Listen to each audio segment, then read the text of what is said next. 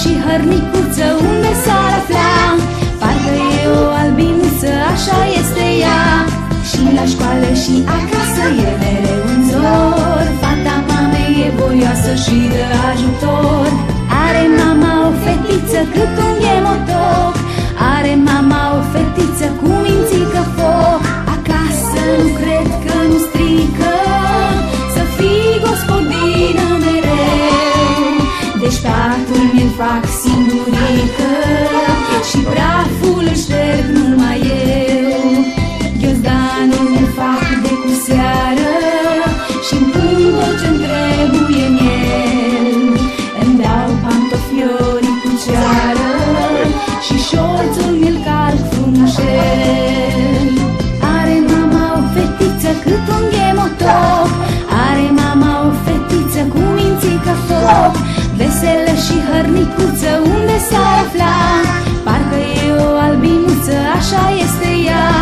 Și la școală și acasă e mereu în zor. Fata mamei e voioasă și dă ajutor. Are mama o fetiță cât unghe motoc. Are mama o fetiță cu mințică foc. Mă scol totdeauna de vreme, pe mama s-o pot ajuta, că poate are nevoie să frâși și să cumpăr ceva. Și florile de pe terasă le urc și tot eu le îngrijesc.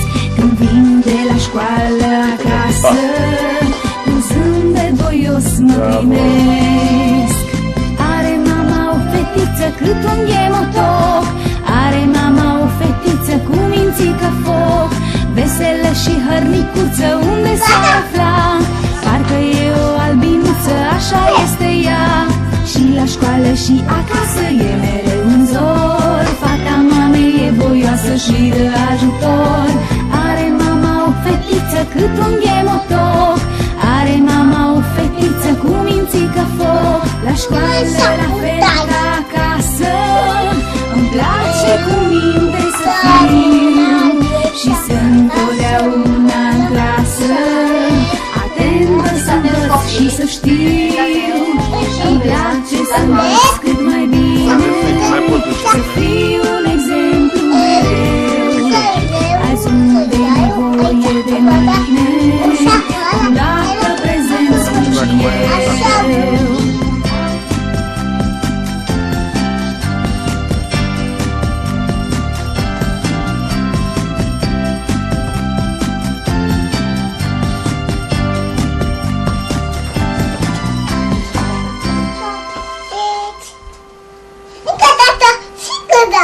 Dă un pupic la mama. Dă un pupic.